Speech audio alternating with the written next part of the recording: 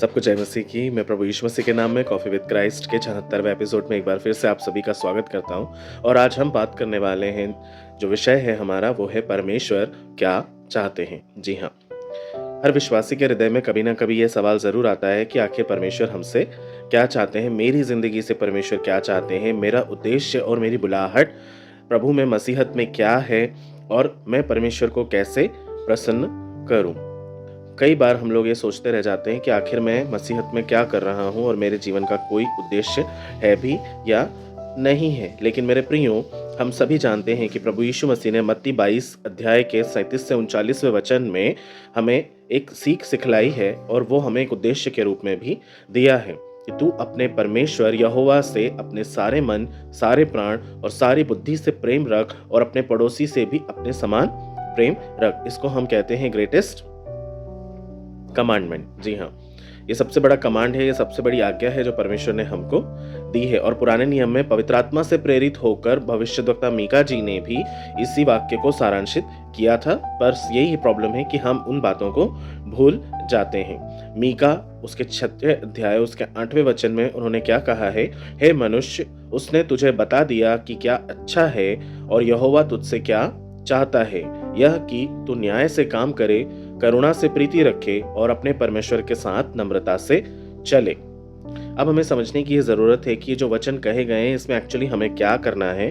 न्याय केवल बोलना नहीं है, न्याय हमें जीना है। ये विश्वास और कर्म का मिलन है। कैसे हम न्याय करेंगे, तो सीधी सीधे से कुछ पॉइंट्स हैं जिसे मैं जस्ट आपके सामने आउटलाइन करने वाला हूँ। पहली बात है दुखियों की सहायता करना। आप देखते हैं जो भी लोग दुखी हैं, यदि आपकी क्षमता है कि आप उनकी मदद कर सकते हैं तो आप उनकी मदद ज़रूर करें। उनकी मदद करने से अपने आप को पीछे ना खींचे। दूसरी बात, कमज़ोरों की रक्षा करना। कमज़ोरों की रक्षा करने का मतलब यहाँ ये नहीं है कि बिल्कुल निर्बलों की रक्षा करना है या दुर्बलों की रक्षा करना है। कमज़ोरों की रक्षा करने से यहाँ पे तात्पर्य है कि जो बुद्धि में कमज़ोर है उसकी रक्षा करते हुए उसको आगे बढ़ाना, सीख सिखलाना। और निर्बलों से मतलब यहाँ पर यह है कि जो परमेश्वर के वचन में निर्बल हैं उनको सहारा प्रदान करना, वचन का सहारा प्रदान करना, उनके लिए खड़े रहना, उनकी आवाज़ बनकर खड़े होना, ये कमज़ोरों और निर्बलों को संभालने के बराबर ही है। फिर निष्पक्ष व्यवहार करना, किसी का भेदभाव नहीं करना, किसी का एक पक्ष की बात को सुन करके केवल उसकी तरफ न्याय देना भी सही नहीं है। दोनों पक्षों को सुनकर जो सही बात है दोनों के प्रति और दोनों के मिलान के प्रति वही होना चाहिए। परमेश्वर ने हमें सिखाया है कि कभी भी इंसान जो है वो अलग कराने वाला नहीं होना चाहिए, मेल कराने वाला होना चाहिए। और मसीहियों को ये सबसे ज़्यादा सीखने की ज़रूरत है। फिर जिनकी आवाज़ नहीं है उनके लिए बोलने का अर्थ ये नहीं है कि वो जो गलत बातें चाह रहे हैं वो सब कुछ हम करें। जी नहीं, कभी कोई अपनी बात नहीं रख पा रहा है वचन के माध्यम से या अपनी कलीसिया में या लोगों के बीच में, तो उनके लिए हमें बोलने की आवश्यकता है। लेकिन हमारे जो शब्द होने चाहिए वो सुसज्जित होने चाहिए, सभ्यता से भरे हुए होना चाहिए। उसमें किसी भी तरह की गंदी बात मिली हुई नहीं होनी चाहिए, क्योंकि हम मसीहों को, प्रभु यीशु मसीह को प्रकट करना है। और क्योंकि हम मसीह की जीवित पत्रियां हैं, लोग बाइबल नहीं पढ़ते, लोग हमारे जीवन को पढ़ते हैं, तो हमारा जीवन परमेश्वर की छवि को प्रकट करने वाला जीवन होना चाहिए। हमारे शब्द प्रभु के शब्दों को प्रकट करने वाले होना चाहिए। वो शांति से भरे हुए होना चाहिए। पौलुस ने हमें शब्दों का ध्यान रखते हुए क्या बात सिखाई है? कुलुसियों 4:6 में लिखा है कि तुम्हारा वचन सदा अनुग्रह सहित और सलोना हो कि तुम्हें हर मनुष्य को उचित रीति से उत्तर देना आए। तो यदि हम किसी कमजोर की आवाज़ बन भी रहे हैं मेरे प्रियो, तो हमें ये बात ध्यान रखनी है कि हमारे जो शब्द होते हैं वो सुसज्जित होने चाहिए, वो सुहावने होने चाहिए और दिल को जीत लेने वाले होने चाहिए, ताकि किसी तरह का मिसकम्युनिकेशन हमारी तरफ से ना होने पाए। उसके अलावा उन्होंने हमें सिखाया है कि कोई गंदी बात तुम्हारे मुंह से ना निकले, पर आवश्यकता के अनुसार वही जो उन्नति के लिए उत्तम हो, ताकि उससे सुनने वालों पर अनुग्रह हो। जी हाँ मेरे प्रियो, जो सिर्फ दूसरों को उन्नति दे रहा है, जो दूसरों को बढ़ा रहा है, जो दूसरों को वचन में और गहरा कर रहा है, केवल ऐसी ही बातें आपके मुंह से निकलनी चाहिए जो सुनने वालों पर भी अनुग्रह करे। इसलिए बहुत सोच समझकर हमें दूसरों की आवाज़ बननी है, क्योंकि हमारी आवाज़ ही मसीह की आवाज़ होगी। याद रखिएगा मेरे प्रियो, यीशु मसीह ने हमें सिखाया है कि जो कुछ तुम चाहते हो कि लोग तुम्हारे साथ करें, वही तुम भी उनके साथ करो। मत्ती 7:12 का ये वचन है। तो हमें ये ध्यान रखना है कि जैसा व्यवहार हम हमारे लिए चाहते हैं, वैसा ही व्यवहार हमें दूसरों के साथ भी करना होगा। न्याय वह आराधना है जो सड़क पर कभी दिखाई नहीं देती है।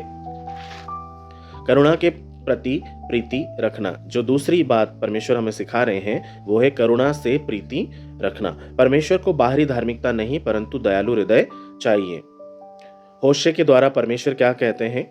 मैं बलिदान से नहीं दया से प्रसन्न होता हूँ और होम बलि से अधिक परमेश्वर की पहचान चाहता हूँ। तो होशे 3:6 में ये लिखा है कि वो बलिदान से कभी प्रसन्न नहीं होते हैं, वो हमेशा दया से प्रसन्न होते हैं। इसलिए हमारे हृदय में भी दूसरों के प्रति दया और करुणा का भाव होना जरूरी है। यीशु मसीह ने भी हमें यही सिखाया है कि तुम अपने शत्रुओं से प्रेम रखो, क्योंकि परमेश्वर कृतज्ञों और दुष्टों पर दोनों पर कृपालु होता है। लूका 6:35 की मैं वचन पढ़ रहा हूँ। फिर हमेशा ध्यान रखिएगा कि जिस किसी पर दया हुई है वही दया बांट सकता है, जिस पर दया नहीं हुई है वो दया नहीं बांट सकता है। हम पर दया हुई है, हम पर प्रभु ने इतनी बड़ी दया की है कि हमारे समस्त पापों को उसने धो डाला है और हमें शुद्ध और साफ करा है। तो हम दया कर सकते हैं मेरे प्रियो, ये हमारे अंदर है, हमें पता है, इसलिए हमें उस प्रिंसिपल को सबसे आगे रखना होगा। तीसरी और सबसे महत्वपूर्ण बात है नम्रता से परमेश्वर के साथ साथ चलना। जी हाँ, सब बातों से परे ये एक बात है जो सबसे मुख्य है कि परमेश्वर के साथ आप हम्बली चल सकें। नम्रता का अर्थ है सिखाए जाने के योग्य होना, यानी इतने कठोर नहीं हो जाना कि परमेश्वर आपको कुछ सिखाना चाहे और आप उसे सीखने के लिए तैयार ना हो। दूसरा, अपनी सीमाओं को हमें पहचानना है। हम परमेश्वर के साथ चलने वाले उसके चेले हैं, हम कभी स्वयं परमेश्वर नहीं होंगे। तो हमें इस बात का ध्यान रखना है कि हम अपनी सीमाओं को पहचानें, हमें कैसे चलना है, हमें क्या करना है। सब कुछ हमारे हाथ में नहीं है, सारी चीज़ों की जो कुंजी है वो केवल और केवल परमेश्वर के हाथ में है। इसलिए हमें सब कुछ उसको स्मरण करके करना है, ना कि हमें अपने लिए महिमा लेनी है। सारी महिमा हमें किसको दिलवानी है? परमेश्वर को दिलवानी है, क्योंकि वही उसके योग्य है। हमारे इस जीवन काल में जो चाल हम परमेश्वर के साथ चल रहे हैं उसमें हमें ये ध्यान रखने की ज़रूरत है कि कोई भी महिमा हम अपने लिए ना लें, क्योंकि परमेश्वर ने हमें सिखा दिया है कि यदि किसी ने तुझे किसी बात के लिए धन्यवाद कह दिया तो तूने अपना प्रतिफल पा लिया है। इसलिए अपने लिए स्वर्ग में जो प्रतिफल है उसकी प्रतीक्षा करनी है, बजाय इसके कि लोग आपके इस जीवन काल में आपका महिमा मंडन करें। तीसरा, यह मानना कि हम परमेश्वर नहीं है। ये मैं आपको अभी क्लियर कर चुका हूं कि हमें हमेशा इस बात का ध्यान रखना है कि हम परमेश्वर के तुल्य भी नहीं हो सकते, क्योंकि यही सेम गलती शैतान के द्वारा भी की गई थी, इसलिए उसे स्वर्ग से नीचे फेंक दिया गया था। बाइबल हमें सिखाती है कि परमेश्वर घमंडियों का विरोध करता है पर नम्रों पर अनुग्रह करता है। याकूब 4:6 में ये लिखा है। और ये भी हमें याद रखना है कि हम उसी में जीवित हैं, चलते फिरते हैं और अस्तित्व रखते हैं। प्रेरितों के काम 17 का 28 वचन है।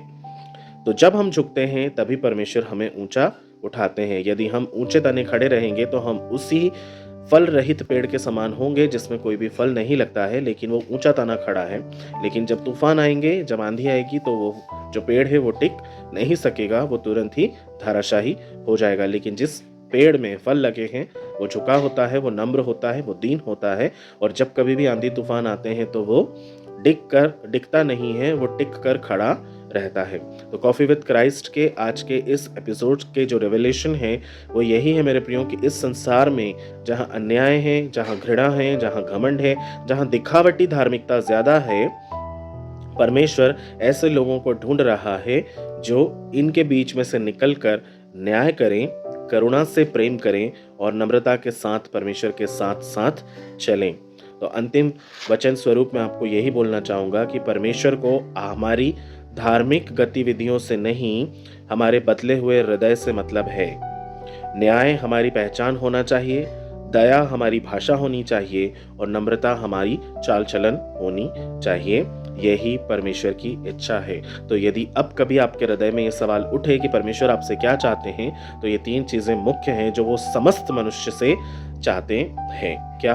न्याय उनकी पहचान बने, दया उनकी भाषा बने और परमेश्वर के साथ साथ चलना नम्रता के साथ ये उनका चाल चलन बने। आइए हम प्रार्थना करेंगे इन तीनों विषयों के लिए। प्यारे खुदावंद, हम विश्वास के साथ आपके अति पवित्र चरणों में कॉफी विद क्राइस्ट के 76वें एपिसोड के माध्यम से समस्त सब्सक्राइबर्स, फ्रेंड्स, टीचर्स, व्यूअर्स को, फेलो मेट्स को, कलीग्स को पिता परमेश्वर और तमाम व्यूअर्स जो पूरे विश्व भर से कहीं से भी मुझे देखते हैं, आपके हाथों में उन्हें सौंपता हूँ पिता। और मैं विश्वास के साथ प्रभु जी आपसे इन 3 बातों को उनके जीवन के लिए मांग लेता हूँ। प्रभु होने दीजिए कि उनके जीवन में दया उनकी भाषा बनने पाए परमेश्वर पिता, और यस प्यारे खुदावंद यीशु मसीह न्याय उनकी पहचान होने पाए और आपके साथ नम्रता से चलना ही परमेश्वर पिता उनका चाल चलन होने पाए पिता। ये तीनों बातें जो हैं वो गुड़ के समान प्रभु उनके जीवन में उतर जाने पाए। आपने ऐसा कर दिया है, उसके लिए धन्यवाद देता हूँ। मैं हर एक के लिए पिता परमेश्वर आपसे विनती करता हूँ कि आप उनके ऊपर आशीष के कटोरे को उंडेलें, बीमारियों को दूर भगाएं, मौत, खतरे, श्राप, दबी हुई छुपे हुए पापों को परमेश्वर उनके जीवन से दूर करें। उन्हें आशीषमय जीवन जीने के लिए आप उनकी सहायता और मदद करें। शैतानी, रूहानी, आसमानी ताकतों को आपके लहू के बाड़े में हम बांध देते हैं। हर एक बीमारी को अपने पैरों तले कुचलते हैं प्रभु, और यीशु मसीह के नाम से एक जयवंत जीने की घोषणा करते हैं। प्रभु यीशु मसीह के नाम से इस प्रार्थना को मांगते हैं। दया करके सुनिए और ग्रहण कीजिए, आमीन। मेरे प्रियो, परमेश्वर आपके जीवन में बहुत अद्भुत आशीष को लेकर आएगा यदि ये 3 बातें हमारे जीवन में हम अपना ले तो। परमेश्वर के साथ यूं ही बने रहें, हर दिन नई बातों को सीखें, शैतान को कुचलें, उसे याद दिलाएं कि वो मैला हारा और कुचला है। परमेश्वर की महिमा करते रहें। प्रभु आपको बहुतायत का आशीष दे। आपका दिन शुभ हो। सभी को एक बार फिर से जय मसीह की।